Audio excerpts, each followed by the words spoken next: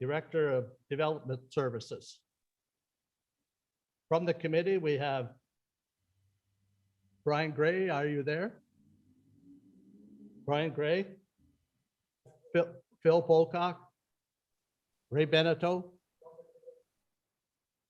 and my name is Percy Dufour, and I'm the chair this evening. Is there any declarations of conflict of interest on the agenda this evening? Seeing none, so noted. The adoption of the public agenda. I need a motion to move the agenda.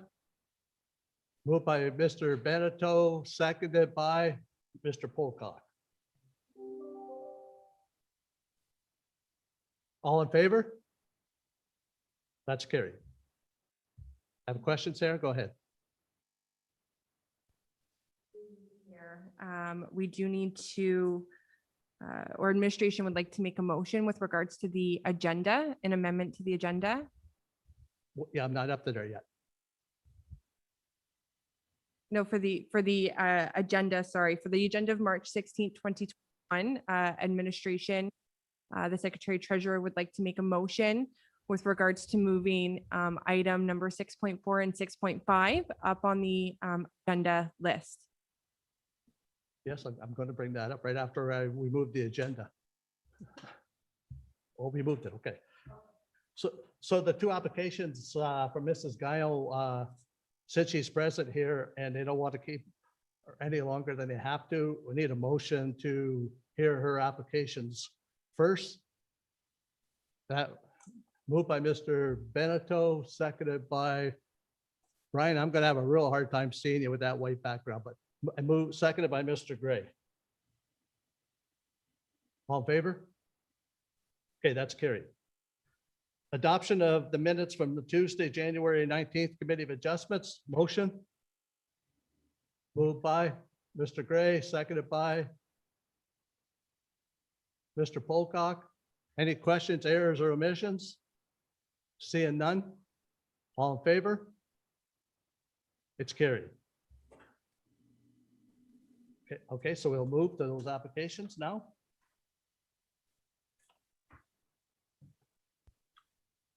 Application B 0421. It's from Susie Gaio. I'll turn it over to Corrine. Okay, thank you, Mr. Chair.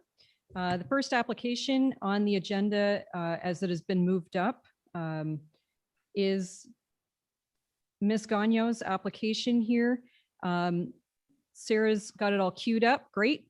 And the application B0421, the property is 3431 North Malden Road. And the OP designation for this property is agricultural and the zoning category A1.1. That subject property that you're seeing, the total amount is 41.37 hectares. The surplus lot that is being proposed is 1 hectare in size, and that's the area that's shown in purple.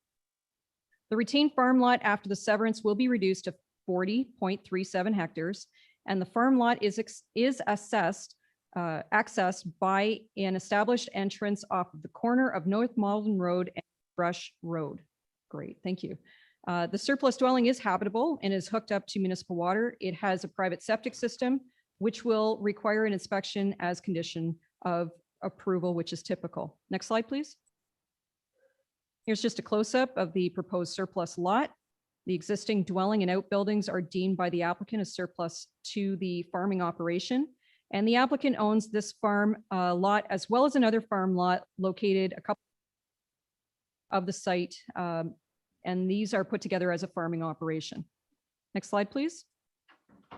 Just a few photos of the proposed severed parcel, the existing dwelling and the outbuildings.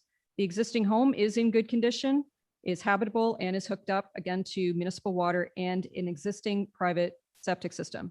Next slide, please. You can see the large access to the farm lot off the intersection of bottom corner there. Yep. And next slide, please. So in considering an application for consent, the committee should have regard to the following. First one, that the provincial policies for lot severance in an agricultural area are satisfied. The PPS defines as resident surplus to a farming operation as an existing habitable farm residence that is rendered surplus to the needs of the farming operation through consolidation. This farm lot is consolidated with Ms. Gagno's other farming operation located down the street. Therefore, this application meets the PPS.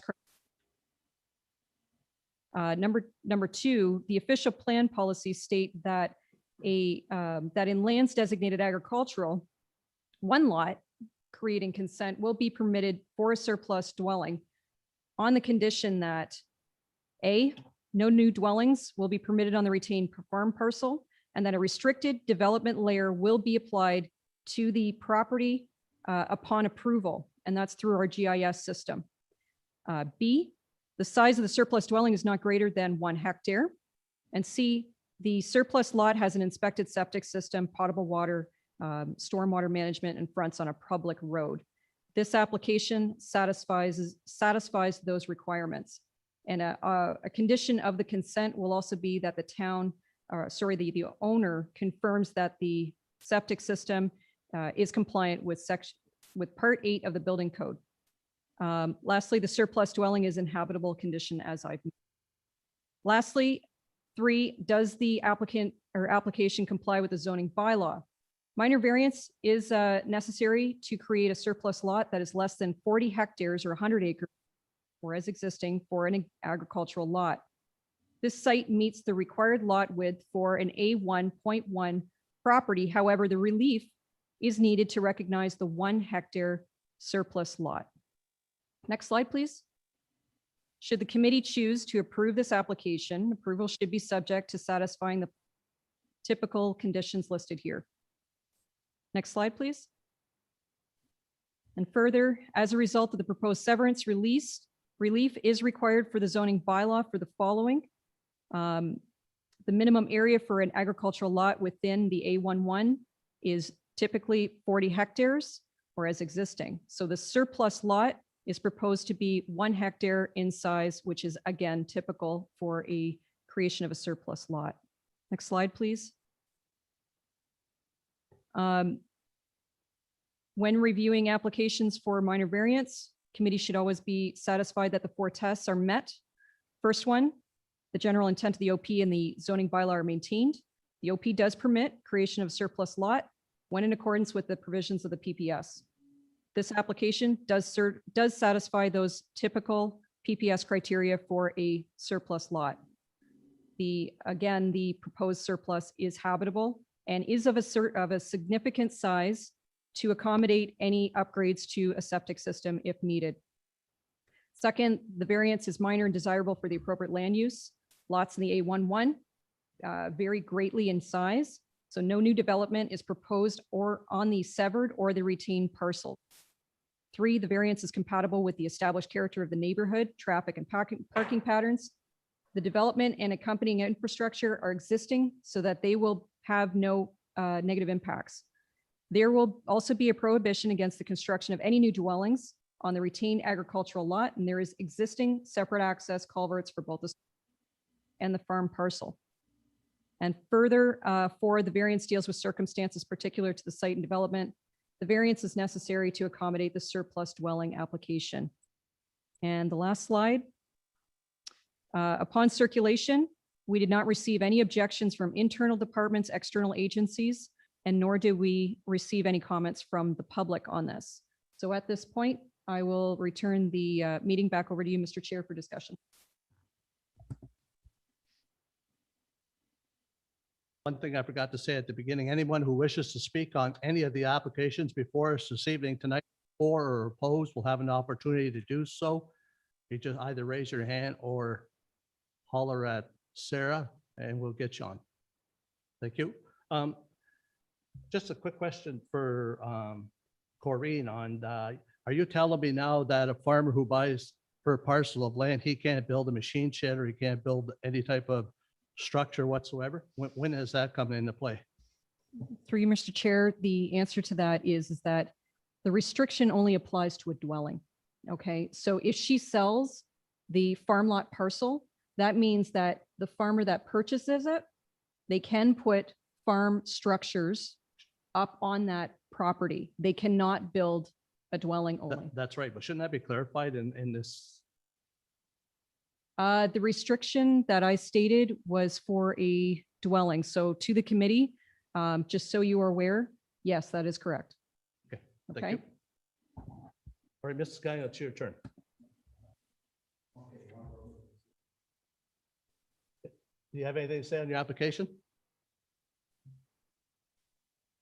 Nope. Well, that was quick. Okay, thank you. Mr. Bennett, do you have a question? That other house to the left of your place, that house through you, Mr. Chairman, is severed off the farm already? Okay. Even like there's 100 acres left there, okay? They can't even put a house, like if I go in and buy it and say, hey, I'm gonna put a house, no house on 100 acres even? Mr. Chair, anytime that you're doing a surplus dwelling, okay, a surplus dwelling application here, as a component of the conditions, and through the provincial policy statement, it states that you have to you have to apply that restriction to the farmland. What I'm saying is Sue can't go build a house on that 100 acres. Correct. But if Ray Benedict comes and buys it, can he build a house on that 100 acres? There would be a restriction applied to that property. So you're telling me anybody that walks in and buys it, the only thing to do is put a machine shed on it, and live in a machine shed? You couldn't actually habitate the machine shed. Okay, and the septic system, it'll likely, if it doesn't pass, it'll have to be replaced before the severance will go through, right? So through you, Mr. Chair, she would have 1 year's time Yeah. to satisfy that condition. She has already on retainer, I believe, a septic inspector, and she's dealing with that. So as soon as she's through today, if she gets an approval, then she'll start working on it. And He's she'll have coming- 1 year's he's time. coming in the spring. Soon as it- And you're good with knowing you can't sell the 100 and somebody build a house on it? I'm not looking to sell it, but Yeah, I know that, but you know what, down the road is what I'm Well, looking at, Sue. things have changed so much, like Okay. retirement lots and everything else that we can't separate when we own it, let alone a new person, but anymore, it's the bigger farmers that are eating these up. Yeah, exactly. I'm just looking down the road. I'm looking for you is what I'm looking at. Yeah, well, I think I'm done. As long as you're happy, okay, Yeah, what I'm can- good. What can I say? I can't put another one anyways. I never could. So. Yeah, okay, I'm good. All right, thanks. Anyone else have any questions? Mr. Gray, anything? Ms. Polcock? Anyone else wish to speak on the application? Has there been any notice of anyone that wishes to speak? No? Okay. But then I'll look for a motion on the application. Moved by Mr. Beneteau to grant the application, a seconder. Mr. Polcock. Any questions? All in favor? You got a question, Mr. Beneteau? All in favor? Okay, it's carried. On the minor application, I'll look for a motion for the minor application as well. Mr. Gray, moved by Mr. Gray, seconded by Mr. Polcock. Questions? All in favor? It also is carried. Thank you. That's it for you, Mrs. Guile. Thank you.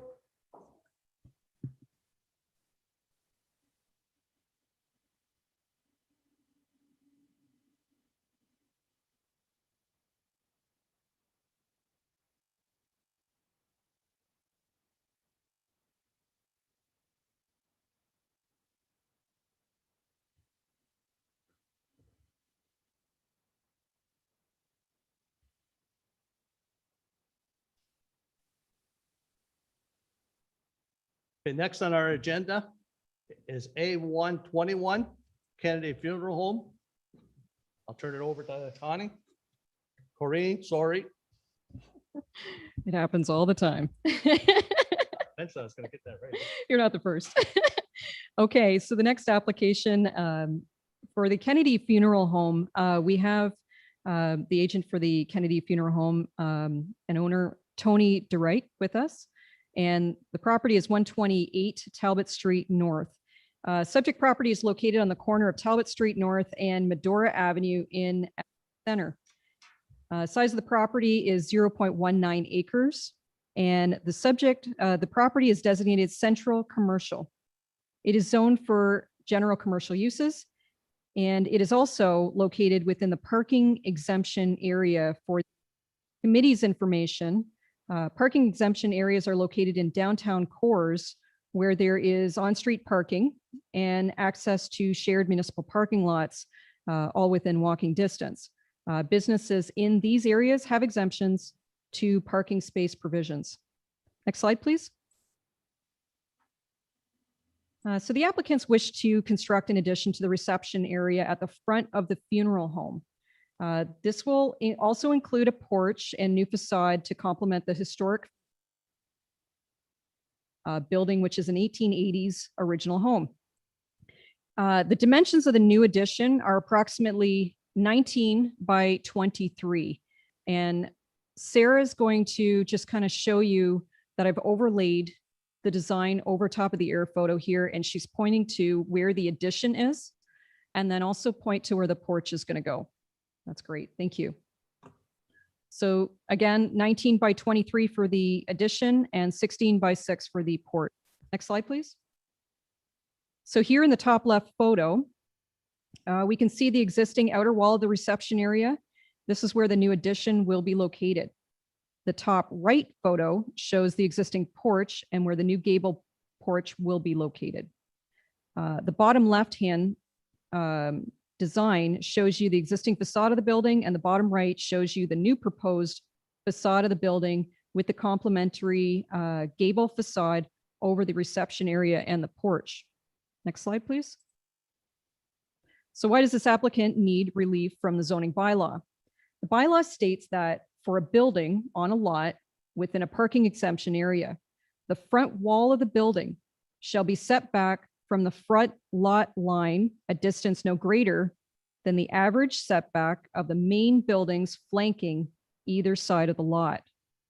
This zoning provision is intended to keep development aligned along the Main Street commercial corridor for the purposes of establishing linear and pedestrian-friendly access to storefronts and businesses, and to support a compact downtown atmosphere.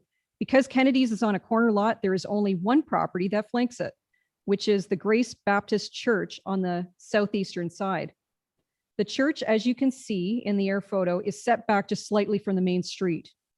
The blue dotted line shows the existing church setback applied over the Kennedy site. At this time, Kennedy sits further back from the street than the church. The proposed addition would result in Kennedy's being closer to the street than. So at this point, I will mention that these two sites are among the only sites that are actually set back from the road. Nearby businesses such as the Little House of Cupcakes, the former Regal China Shop across the street there in Medora, Vang's Restaurant, the Red Apple, the Royal Canadian Legion, all abut the sidewalk with a 0 front yard setback distance. The orange dotted line in the air photo demonstrates that 0 line applied to the air photo. Next slide, please.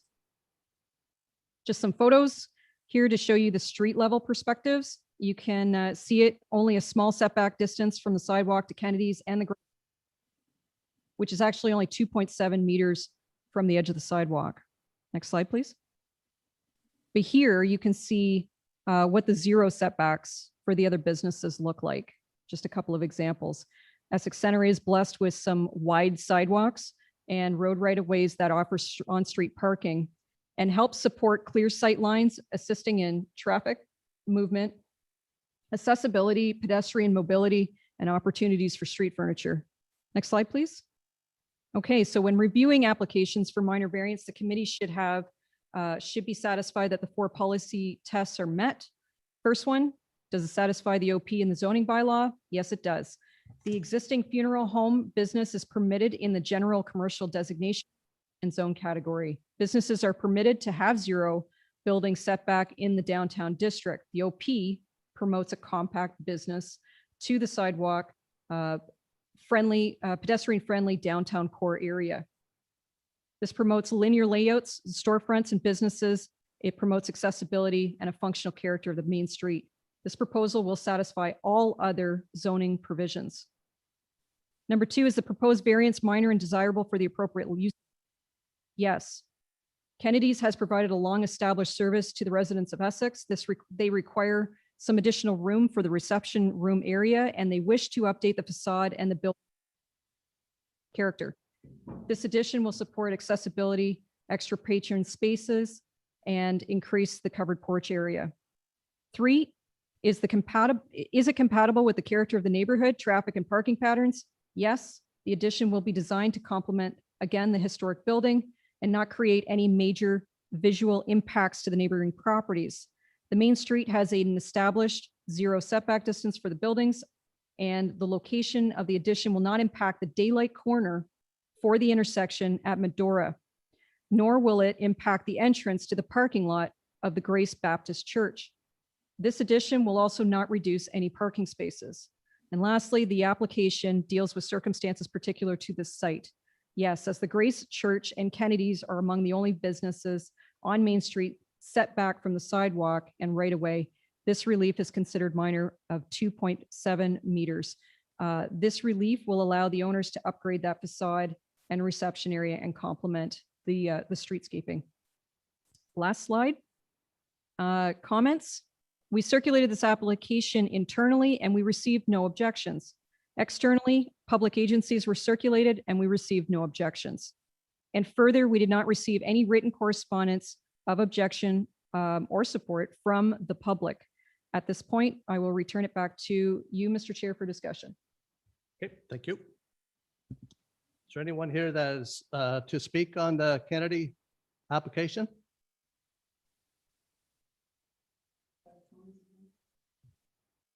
Is there anyone here? Nobody? Tony is? Go ahead. Tony Gerard. Go ahead, Tony. I think Corrine handled it very well. You can hear me okay? Tony, we can hear you, but you're really, the volume's low. Sarah's just going to see if she can up the volume a little bit. Okay. Or if you could even speak a little bit louder, that might help too. How's that? Much better. No, I just wanted to say thank you for considering this. And I think Corrine did a way better job than I could do trying to explain it. So thank you for the opportunity to present this.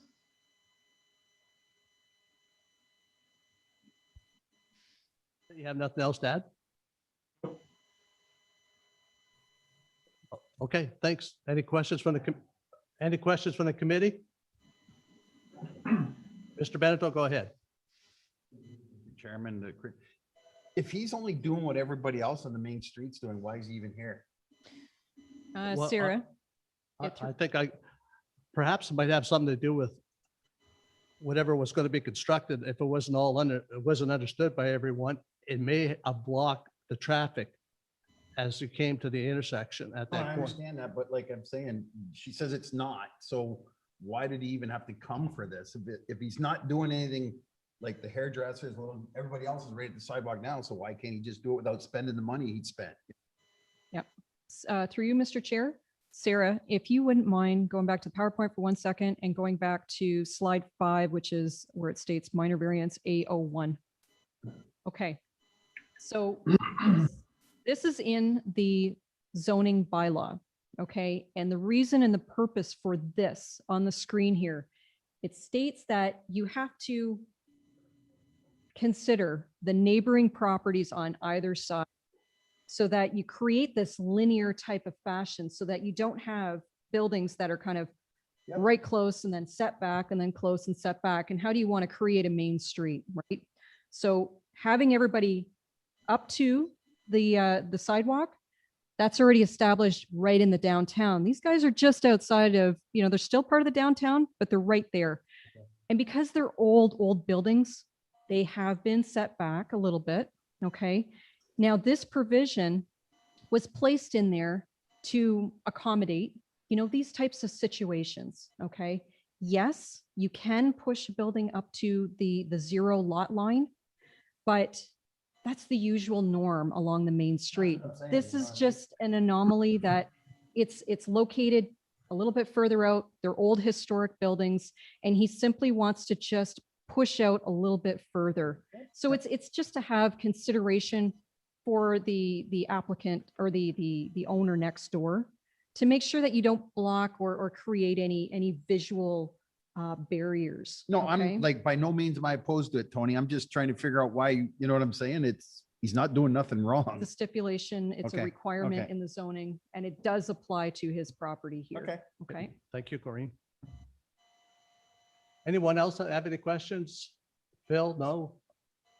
Brian? Wherever Brian is there, I can't see. Any questions on it, Brian? No? Okay. Anybody out there wishing to speak on that application? Rita, do you want to talk? Through the chair, no, I have nothing additional to say. Okay, thank you. So I'll look for a motion on the application.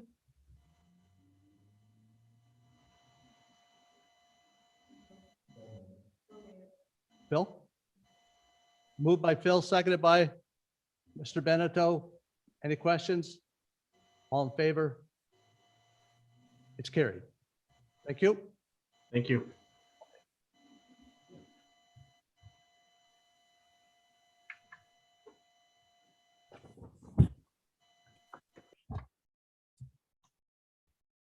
On the next application, we're looking just for a motion to defer. A221. Motion to defer the application. They wish to be heard in May and not right at the time. I need a mover and a seconder.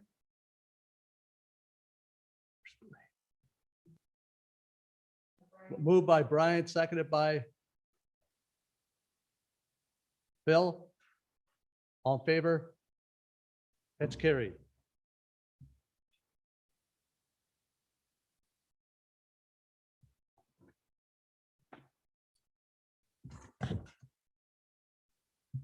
Next on the agenda is B0321, Brian Curtis and Jesse Bales and Danny, oh no, that's still, yeah, and that's right, and Danny Bales. Corey? Yep. Through you, Mr. Chair. So the application on the screen here, property is 118 Levergood Lane. The OP designation for the property is Lakeshore Residential, and the zoning category for the property is Residential District R1.1, which is for low-density housing on urban. The area, the subject property, is 5.6 acres in size. So it's a rather large size property for a residential zone. Next slide, please. The applicants wish to create one new residential lot from the subject lands. Here you can see the proposed lot shown in purple, and it's approximately 2.3 acres in size. The new lot would be severed along the Bondi Drain that naturally divides the subject lot. Subject parcel was part of a larger lot originally. The survey on the right shows that other lots have previously been created and severed, and that was back in 2018. And they are referred to in this drawing on that side as parts 2, 3, and 5. So Sarah's just showing you those. Okay. And those previously approved consents had an established drainage easement fronting along Levergood Lane identified as parts 1, 4, and 7. So that long skinny area that Sarah's showing. Good. Next slide, please. So this lot layout shows the topography of the lots and also that drainage scheme. So the right-hand side shows the location of the Bondi Drain, and Sarah's pointing that out. And she's also going to point out the floodplain area. So the area limit of the hazard lands. Okay, this diagram here, or this site layout, was submitted to the Essex Region Conservation previously, and that was this is the layouts that they approved, or I should say are satisfied with. So what you're seeing here is what she's pointing to are two L-shaped houses. The one that is on this property would be that one that she's pointing to. The one adjacent to it is not actually constructed yet. Yep. And the one on the very corner of Levergood is currently being under construction. And the other L shape at the top of the screen is already constructed. Okay, so it's only the one that the blue arrow is. And Sarah, could you just do one more favor and outline the whole property that is going to be severed or proposed to be severed? And lastly, there is a drainage scheme that shows the drainage swales. Those are simply the drainage swales for that. Okay, good. Next slide, please. Top view, looking south toward Lake Erie of the property. And you can see the tree line there, the Bondi drain. Bottom photos looking north. And again, there's that one house that's under construction. Good job. Okay, next slide, please. And characteristics of the neighborhood. Top photo there is of the Curtis home. And then the adjacent photo just shows the spacing. So these are very large lots, residential lots. And then the bottom photos just simply show that hazard land, which is the floodplain. Okay, next slide. In considering an application for consent, the committee should have regard to the following. Does the application conform to the PPS? Yes. We report no conflicts with the provincial policy statement. Number two, how does this application satisfy the policies of the official plan? The official plan encourages infilling of existing residential developed areas. And third, does this application comply with the zoning bylaw? Yes. The proposal is a large lot that has ample area to situate a building envelope and services outside of the floodplain hazard area. And fourth, the subject property will have adequate connections to municipal potable water, stormwater management, and they will install a private tertiary system for a septic system. And next slide. So upon circulation, we did not receive any objections from IRCA. We had pre-consultation with them on this, and they simply stated that if the house is put in that location, then only a permit is required. The building permit or the building department did reply, and they had no objections, and no comments were also received from the public objecting to this application. Next slide, please. Should the committee choose to approve the application? Oops, Sarah. Next. I think I forgot to say next slide. Yeah, there you go. Conditions of consent. Should the committee choose to approve, these are the typical conditions that will be applied. And at this point, I'll turn it back over to you, Mr. Chair, for discussion.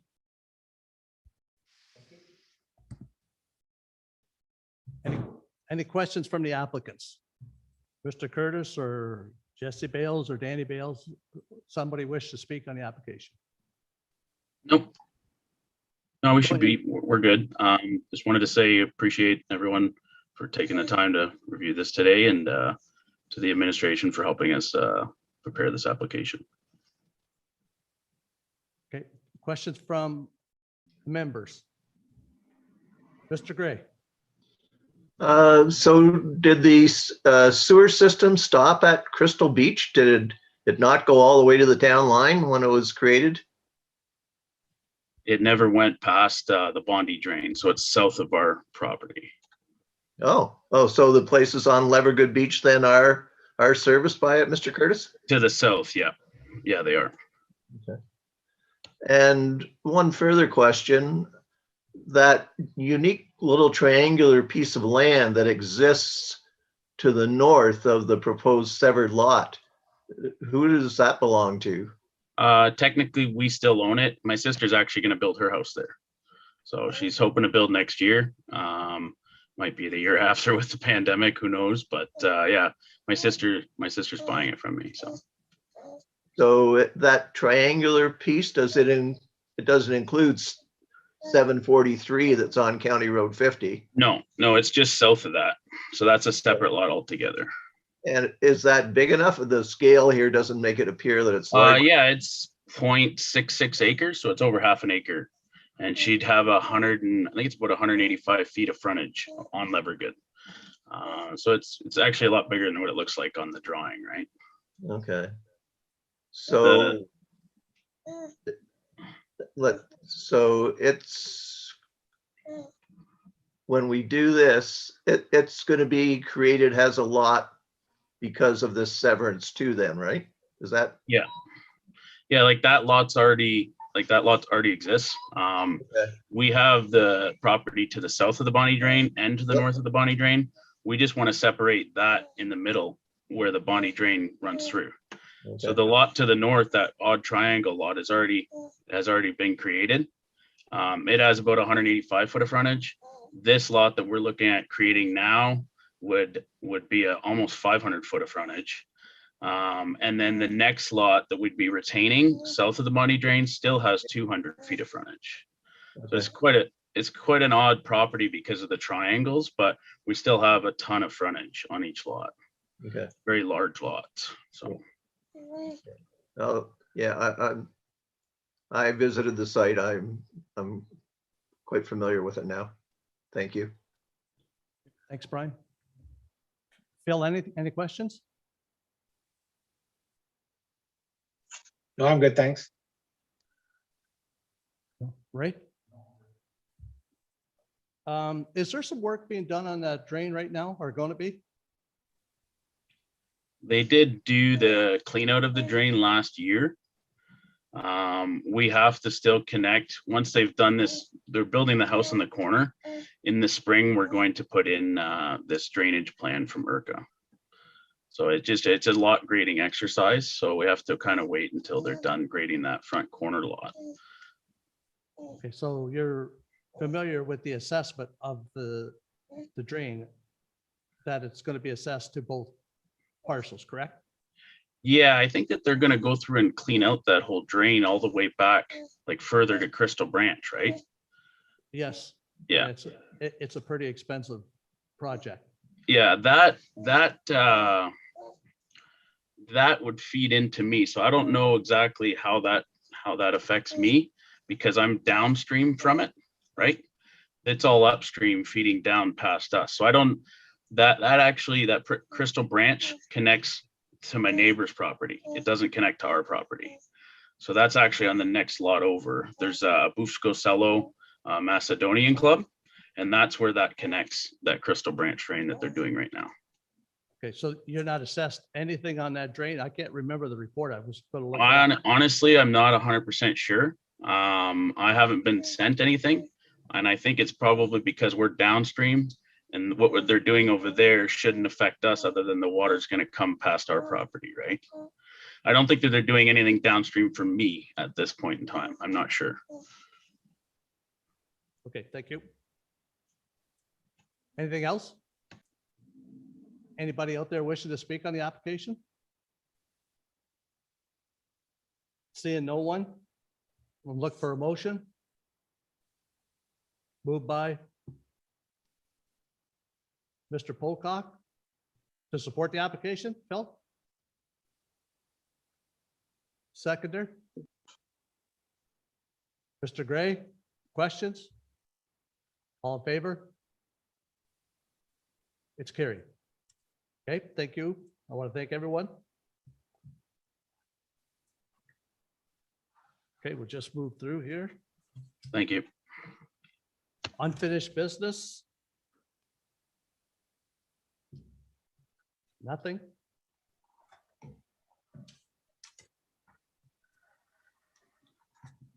New business. Well, I can speak to that, Mr. Chair. Just an update for our members that Mr. Dan Boudreau is, he sends his regrets to the committee tonight, so he's not joining us, obviously. And we do have a update just to tell our members that he is proposing to take a leave of absence. So this purpose here is just to inform you of that. We wish to have a discussion with you all after our meeting, just to speak a little bit more in depth of that. Okay. On what Corinne has brought forward is we're going to be dealing with personnel. So when we're finished our regular meeting, we're going to close meeting. Is there any announcements? I have one also, Mr. Chair. Go ahead. Okay. Something really exciting is the Ontario Association of Committee of Adjustments and Consent Authorities, so OCA, is having their annual conference. So last year, if you are aware that they had to cancel it because of COVID. So this year, they have sent out, just yesterday, we received some conference information for their conference and general meeting, and it's June 8th through 9th, and it's going to be digital or virtual. And there's some really cool perks about this being digital this year that for the registration, we may be able to have access to all of the presentations. And this is something that we are going to put out to our members here to see if anybody has any interest to join us on this. I think there's some really great opportunities for some of these sessions. I think you'll find really, really useful. And more to come on that once we've had a chance to talk about it and kind of figure out the logistics of it. Okay, so I just wanted to give you guys a heads up on that. Okay, thank you. Notice of motion? None? Adjournment for the meeting? Moved by Mr. Beneteau, seconded by Mr. Pocock. All in favor? It's carried.